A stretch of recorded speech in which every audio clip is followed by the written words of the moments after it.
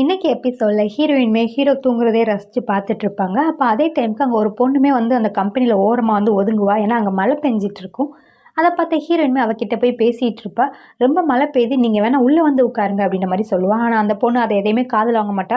அவள் வாட்டுக்கு அந்த மலையவே பைத்திய மாதிரி பார்த்துட்டு இருப்பா. அப்போ ஹீரோயின்மே சரி ஓகே அவங்க எதுவும் பேச மாட்டாங்க போலன்னு சொல்லிட்டு அங்கே இருக்க கொடையை எடுத்துகிட்டு போய் அவங்ககிட்ட கொடுப்பா. நீங்கள் போகணும் அப்படின்னா அந்த கொடையை யூஸ் பண்ணிக்கோங்க, ரொம்ப மழை பெய்யுதுல நனைஞ்சிடுவீங்க அப்படின்ற மாதிரி அந்த கொடையை கொடுப்பா. ஆனால் அதுக்கும் அந்த பொண்ணு எந்த பதிலுமே பேசாது. அந்த பொண்ணு வாட்டுக்கு அந்த மலையவே தான் வேடிக்கை பார்த்துட்டு இருக்கும். இப்போ ஹீரோயின்மே அமைதி அந்த கொடையை அந்த பக்கத்தில் வச்சுட்டு அங்கேருந்து தூரமாக வந்துடுவாங்க. வந்துட்டு அவங்களோட வேலையை பார்த்துட்டு இருப்பாங்க.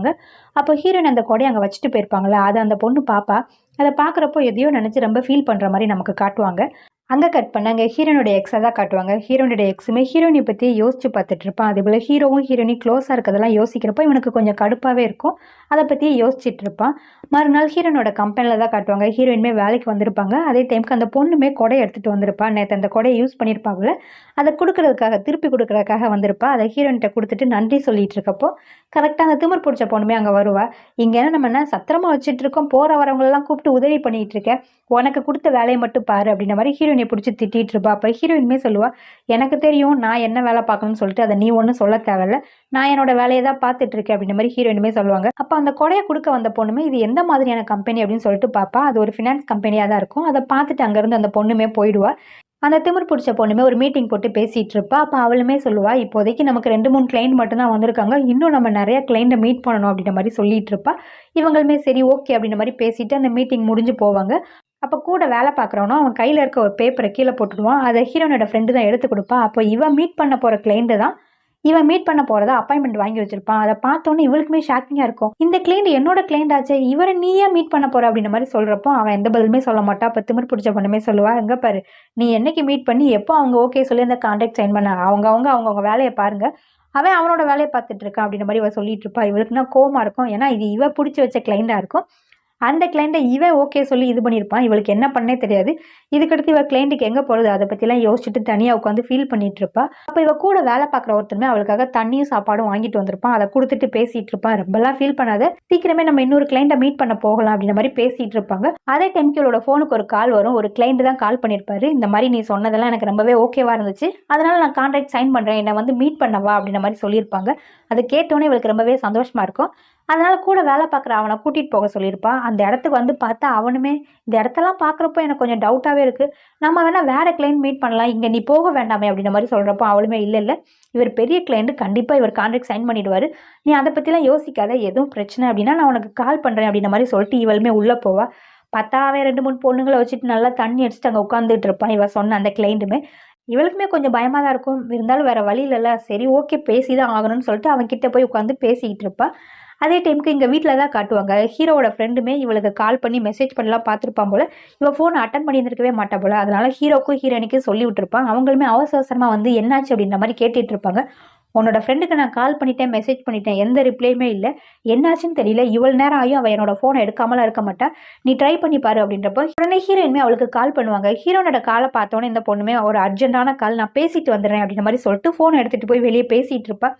ரொம்ப சத்தமாக இருக்கிறதுனால இவள் பேசுகிறது எதுவுமே ஹீரோயினுக்குமே கேட்காது. அதே போல் ஹீரோயினி பேசுகிறது இவளுக்கு எதுவுமே கேட்காது. இவள் ஒரு ஹோட்டலுக்கு தான் வந்திருப்பா போல். அதே போல் அங்கே பேசிட்டு போயிட்டு இருப்பாங்க. ரூம் நம்பர் இந்த நம்பர் அப்படின்ற மாதிரிலாம் அங்கே இருக்கிறவங்க பேசிட்டு போயிட்டு இருப்பாங்க. அது மட்டும்தான் ஹீரோனோட காதில் விழும். மற்றபடி இவள் பேசுகிறது எதுவுமே விழாது.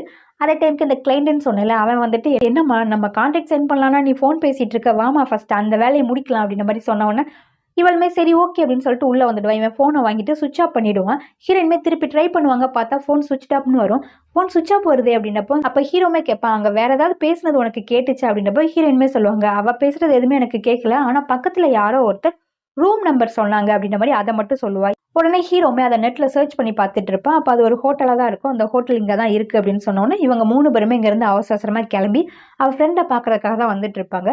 அதே டைமுக்கு இந்த ஃப்ரெண்டு கூட ஒருத்தன் வந்திருப்பாள். அவனுமே ரொம்ப நேரம் ஆச்சு இந்த பொண்ணு வரலன்னு சொல்லிட்டு இவனே உள்ளே வந்துடுவான். உள்ளே வந்து ஒவ்வொரு ரூம்பாக தேடி பார்த்துட்டு இருப்பான். இங்கே என்னன்னா இந்த பொண்ணுக்கு நிறைய சரக்கை ஊற்றி போதையாக்கி விட்டுட்டு அந்த கிளைண்ட் என்ன பண்ணுவான்னா அவகிட்ட தப்பாக நடக்கிறதுக்கு ட்ரை பண்ணிட்டு இருப்பான். கரெக்ட் டைமுக்கு இவன் உள்ளே வந்துடுவான். இவன் தப்பாக நடக்க பார்த்தோன்னே அவனை 2 அடி அடிச்சுட்டு அவனை அங்கேருந்து துரத்தி விட்டுட்டு அந்த பொண்ணையுமே அங்கேருந்து கூட்டிகிட்டு வருவான். ரொம்ப போதையில் இருக்கிறதுனால அந்த பொண்ணு தள்ளாடிட்டு தான் வந்துட்டுருக்கும். கரெக்டாக அதே டைமுக்கு ஹீரோயினி அவள் ஃப்ரெண்ட்ஸ் எல்லாருமே அந்த இடத்துக்கு வந்துடுவாங்க. இவங்க போதையில் தள்ளாடிட்டு வரதை பார்த்தோன்னே ஹீரோட ஃப்ரெண்டுக்கு ரொம்ப காண்டாயிடும். இவன் தான் ஏதோ பண்ணிட்டான் போல அப்படின்னு சொல்லிட்டு ஹீரோயினி கூட வந்து அவனை போட்டு அடிக்க ஆரம்பிச்சிட்டோம். அப்போ ஹீரோயினி தான் சொல்லுவாங்க, ஐயோ அவன் அடிக்காத, அவன் மேலே எந்த தப்புமே இருக்காது, அவன் எங்க கூட வேலை பார்க்குறவன் தான் அப்படின்ற மாதிரி ஹீரோயினுமே சொல்லுவாங்க. தப்பா நடக்க ட்ரை பண்ணியிருப்பாள் அந்த கிளைண்ட்டுமே. அப்பதான் கார் எடுத்துட்டு போக ட்ரை பண்ணுவான். அப்போ இவனுமே சொல்லுவான், அவன் தான் இவகிட்ட தப்பா நடக்க ட்ரை பண்ணவன் அப்படின்ற மாதிரி சொன்ன உடனே ஹீரோட ஃப்ரெண்டுக்கு செம்ம காண்டாயிடும். அவனை போட்டு அடி அடின்னு அடிப்பான். இதே மாதிரி இன்னொரு டைம் நீ பண்ணுன அப்படின்னா உன்னை சும்மா விட மாட்டேன் அப்படின்ற மாதிரி மிரட்டி அவனை அங்கேருந்து அனுப்பி விட்டுடுவான். ஹீரோனோட ஃப்ரெண்டையுமே அங்கேருந்து ஒரு வழியாக காப்பாற்றி வீட்டுக்கு கூட்டிகிட்டு வந்துடுவாங்க. வீட்டுக்கு கூட்டிகிட்டு வந்தவொடனே அவளுக்கு போதை தெளியறதுக்காக வெயிட் பண்ணிட்டு இருப்பாங்க. அவளுக்குமே ஓரளவுக்கு போதெல்லாம் தெரிஞ்சிடும். தெரிஞ்சதுக்கு அடுத்து எல்லார்கிட்டையுமே சாரி கேட்டுட்டு இருப்பா. சாரி என்னால் உங்களுக்கு தொல்லையாயிருச்சுல அப்படின்னு சொல்லிட்டு இருப்பா. இனிமே இதை மாதிரி போதையாகிற அளவுக்கு நான் தண்ணி அடிக்க மாட்டேன், கொஞ்சம் மட்டும் தண்ணி அடிச்சுக்கிறேன் அப்படின்ற மாதிரி சொல்லிட்டு இருப்பா. அப்போ ஹீரோட ஃப்ரெண்டுகிட்டமே மன்னிப்பு கேட்பா. என்னால் உனக்கு தான் ரொம்ப டென்ஷன் ஆயிடுச்சுல அப்படின்ற மாதிரி மன்னிப்பு கேட்டுட்டு இருப்பா. அப்போ அவனுமே சொல்லுவான், நான் தான் கொஞ்சம் ஆத்திரத்தில் உன்னோட கூட வேலை பார்க்குறவனை வேற அடிச்சிட்டேன், நாளைக்கு போனால் அவன் கிட்ட மன்னிப்பு கேட்டுரு அப்படின்ற மாதிரி அவன் சொல்லிட்டு இருப்பா. ஆனால் இந்த மாதிரி திருப்பி பண்ணாத அப்படின்ற மாதிரிலாம் அவன் சொல்கிறப்போ அவளுமே சரி ஓகே ஓகே அப்படின்னு கேட்டுப்பா. மறுநாள் ஹீரோனோட ஃப்ரெண்டுமே கம்பெனிக்கு தான் வந்திருப்பா. வந்ததுமே ஃபர்ஸ்ட் அந்த பையன்கிட்ட போய் நன்றி தான் சொல்லிட்டு இருப்பா. என்னோட லைஃபே நீ காப்பாத்திருக்க அப்படின்ற மாதிரி சொல்லிட்டு நன்றி சொல்லிட்டு இருப்பா. அதே டைமுக்கு அந்த கொடையை வாங்கிட்டு போனால ஒரு பொண்ணு, அந்த பொண்ணு அங்கே வந்திருப்பா. ஹீரோனியை பார்க்கணும் அப்படின்னு சொல்லிட்டு வந்திருப்பா. ஹீரோனியை பார்த்து பேசிட்டு இருப்பா. 3.5 மில்லியன் இங்கே நான் இன்வெஸ்ட் பண்ணுறேன் அப்படின்ற மாதிரி அவளுமே சொல்லிட்டு அந்த கான்ட்ராக்டில் சைன் பண்ணிட்டு இருப்பா. இப்போ திமிர் பிடிச்ச பொண்ணுமே கொஞ்சம் அவளை பார்த்துட்டு இருப்பா. பார்க்க பிச்சைக்காரி மாதிரி இருக்கா, இவகிட்ட இவ்வளோ காசு இருக்கா அப்படின்ற மாதிரிலாம் பார்த்துட்டு இவ இவ்வளோ இன்வெஸ்ட் பண்ணுறான்னு சொன்னதுக்கு அடுத்து தான் அவளுக்கு டீ காஃபி ஏதாவது கொண்டுட்டு வாங்க அப்படின்ற மாதிரிலாம் சொல்லிட்டு இருப்பா. அப்போ இவளுமே இப்போதைக்கு என் கையில் ஐடி எதுவுமே கிடையாது, நான் நாளைக்கு வந்து இந்த கான்ட்ராக்டில் சைன் பண்ணிக்கிறேன், நாளைக்கு நான் ஐடி எடுத்து வந்துட்டு நான் சைன் பண்ணிக்கிறேன் அப்படின்ற மாதிரி இவளுமே சொல்லுவாள். அப்போ ஹீரோயினுமே சொல்லுவாங்க, ஒன்றும் பிரச்சனை கிடையாது, நீங்கள் அவசரம்லாம் பட வேண்டாம், நீங்கள் நல்லா யோசிச்சுட்டு கூட நீங்கள் நாளைக்கு வந்து கான்ட்ராக்டில் சைன் பண்ணுங்க அப்படின்ற மாதிரி சொல்லிட்டு அந்த பொண்ணையுமே அங்கேருந்து அனுப்பி வைப்பாங்க. இவளோட ஃப்ரெண்டுமே வேலையெல்லாம் முடிச்சுட்டு கம்பெனிலேருந்து கிளம்புவா. அப்போ கூட இவளை காப்பாற்றினால அந்த பையனுமே கூட வருவான். அதே டைமுக்கு ஹீரோவோட ஃப்ரெண்டுமே அங்கே சைக்கிள் எடுத்துகிட்டு வந்திருப்பான். அப்போ இவளுமே கேட்பா, என்ன நீ இந்த பக்கம் சுற்றிட்டு இருக்க அப்படின்றப்போ, நீ தான் திடீர்னு காணாமல் போயிடுறியே, எங்கே போகிற என்ன பண்ணுறதுன்னு தான் தெரிய மாட்டேங்கல, அதனால தான் உன் மேலே ஒரு கண் வச்சுக்கலான்னு சொல்லிட்டு நான் உன்னை சுற்றியே வந்துட்டு இருக்கேன் அப்படின்ற மாதிரி அவன் சொல்லிட்டு இருப்பான். அப்போ அவளுமே சரி ஓகே ஓகே வா அப்படின்ற மாதிரி சொல்லுவாள். அப்போ கூட வேலை பார்க்குறவனே நீ கிளம்பு, நான் இவன் கூட கிளம்புறேன் அப்படின்ற மாதிரி சொல்லிட்டு இவன் கூட பேசிகிட்டு இருப்பா. அப்போ இவளுமே ஒரு நிமிஷம் வெயிட் பண்ணு, உன்கிட்ட ஒன்று காட்டணும் அப்படின்னு சொல்லிட்டு இவ கம்பெனிக்கு பக்கத்துலேயே இருக்கிற இன்னொரு ஸ்டோரை யாரோ ரெண்ட்டுக்கு எடுத்து அங்கே ஏதோ ஒன்று ஸ்டார்ட் பண்ணுவாங்க போல, அதை பற்றி தான் இவகிட்ட சொல்லிட்டு இருப்பா. இங்கே யார் என்ன ஸ்டார்ட் பண்ண போகிறாங்கன்னு தெரியல, இது ரொம்ப ரூரல் பிளேஸாக இருக்கும், இந்த இடத்துல யார் என்ன ஸ்டார்ட் பண்ண போகிறா அப்படின்ற மாதிரிலாம் சொல்லிட்டு இருக்கப்போ ஹீரோட ஃப்ரெண்டுமே அப்படியா எனக்கு எதுவும் தெரியலையே அப்படின்ற மாதிரி சொல்லிட்டு இருப்பான். அப்போ அங்கே ஆல்ட்ரேஷன் ஒர்க்கெல்லாம் பார்த்துட்டு இருப்பாங்களே, அவங்கெல்லாம் அந்த ஒர்க்கெல்லாம் பார்த்துட்டு வெளியே வருவாங்க. ஹீரோட ஃப்ரெண்டை பார்த்தோன்னே பாஸ் நீங்களா அப்படின்ற மாதிரி சொல்கிறப்போ இவனுமே கண்ணடிச்சு ஐயோ எதுவும் சொல்லிடாதீங்க அப்படின்ற மாதிரி சொல்லிட்டு இருப்பான். அப்போ அவங்களுமே அமைதி அங்கேருந்து போயிடுவாங்க. என்னாச்சு அவங்க ஏதோ அவங்ககிட்ட பேச வந்தாங்களே அப்படின்றப்போ இல்லையே என்கிட்ட யாரும் பேச வரலையே, ஏதோ கண்ணுக்குள்ள கொசு விழுந்துருச்சுன்னு நினைக்கிறேன், அதனால தான் கண் அடிச்சிட்டு இருந்தேன் அப்படின்ற மாதிரி இவனுமே சொல்லிட்டு இருப்பான். அப்போ இவ கூட வேலை பார்ப்பான்ல அவன் அங்கேருந்து இன்னும் கிளம்பிருக்கவே மாட்டான். நீ இன்னும் கிளம்பலையே அப்படின்றப்போ இல்லை இந்த கிளம்பிடுவேன் அப்படின்ற மாதிரி அவன் சொல்லிட்டு இருப்பான். அப்போ இவளுமே சரி ஓகேவா நம்ம ரெண்டு கிளம்பலாம் அப்படின்ற மாதிரி இவ சைக்கிளை ஸ்டார்ட் பண்ணுவா. அப்போ இவனுமே சொல்லுவான் எனக்கு சைக்கிள் ஓட்ட தெரியாதே அப்படின்ற மாதிரி சொல்கிறப்போ என்னது சைக்கிள் ஓட்ட தெரியாது அப்படின்றப்போ அந்த கூட நிற்கிறவனு சிரிச்சிட்டு இருப்பான். ஆமாம் எனக்கு சைக்கிள் ஓட்ட தெரியாது, நான் வேணா உன் பின்னாடி ஓடி வரேன், நீ வேணா போ அப்படின்ற மாதிரி சொல்கிறப்ப சரி ஓகே நீ ஓடி வா அப்படின்னு சொல்லிட்டு இவன் சைக்கிள் எடுத்துட்டு அங்கேருந்து கிளம்பிடுவா. இவனுமே அவன் பின்னாடியே ஓடலான்னு சொல்லிட்டு இது பண்ணுவான். அதுக்குள்ளே இந்த கூட வேலை பார்க்குறவனுமே அவனோட ஸ்கூட்டியை ஸ்டார்ட் பண்ணிட்டு அங்கேருந்து போக பார்ப்பான். அதை பார்த்தோன்னே இவனுக்கு காண்டாயிடும். இவனுமே முன்னாடி போய் நின்றுட்டு இப்போ நீ எங்கே போகிற அப்படின்ற மாதிரி சொல்கிறப்போ நீ ஓடி வந்து அவளை ஃபாலோ பண்ணுறதுக்குள்ளே நான் இந்த ஸ்கூட்டியில் போய் அவளை ஃபாலோ பண்ணுறேன் அப்படின்ற மாதிரி சொல்லிட்டு இருப்பான். ஓ ஸ்கூட்டி இருக்கிறதுனால தானே நீ ஃபாலோ பண்ணுவ அப்படின்னு சொல்லிட்டு அந்த ஸ்கூட்டியில் இருக்க கீ எடுத்து தூக்கி எறிஞ்சிடுவான். தூக்கி எறிஞ்சிட்டு இவன் இங்கேருந்து ஓடி போயிடுவான். அங்கே கட் பண்ணால் மறுநாள் ஹீரோயின்மே கம்பெனிக்கு வருவாங்க. அங்கே வந்தவொடனே அவள் ஃப்ரெண்டுமே சொல்லுவா உன்னை ஹெட் ஆஃபீஸில் மீட் பண்ணணும்னு சொல்லியிருக்காங்க, என்னன்னு சொல்லி எனக்கு தெரியல, அதனால் நீ போய் ஃபஸ்ட் அந்த வேலையை முடிச்சுட்டு வா அப்படின்ற மாதிரி சொல்கிறப்போ ஆனால் இன்றைக்கி தானே அந்த பொண்ணு கான்ட்ராக்ட் சைன் பண்ணணும்னு சொல்லியிருக்கா, இப்போ நான் அங்கே போயிட்டேன்னா அந்த கிளைண்ட்டை நான் எப்படி பார்ப்பேன் அப்படின்னப்போ நீ போயிட்டு வா நான் பார்த்துக்கிறேன், அவள் உன்னோட கிளைண்ட் தானே நான் பார்த்துக்கிறேன், யாரு கூடயும் சைன் பண்ண விடாமல் நான் பார்த்துக்கிறேன், நீ சீக்கிரம் வேலையை முடிச்சுட்டு வா அப்படின்ற மாதிரி அவள் ஃப்ரெண்டுமே சொல்லுவாள். ஹீரோயின்மே இங்கேருந்து அவசரமாக கிளம்பி அங்கே ஹெட் ஆஃபீஸ் தான் போவாங்க. அங்கே போயிட்டு வெயிட் பண்ணிகிட்டே இருப்பாங்க. இவள் டிபார்ட்மெண்ட் ஹெட் தான் இவளை மீட் பண்ணணும்னு சொல்லியிருப்பான். இவளுமே வெயிட் பண்ணிக்கிட்டே இருப்பான், நான் வரவே மாட்டான். இந்த பக்கம் என்னன்னா அந்த பொண்ணுமே வந்து வெயிட் பண்ணிட்டு இருப்பான். அந்த கொடை கொடுத்தால அந்த பொண்ணுமே வந்து வெயிட் பண்ணிட்டு இருப்பா, அவன் இன்னும் வரலையே அப்படின்னு சொல்லிட்டு.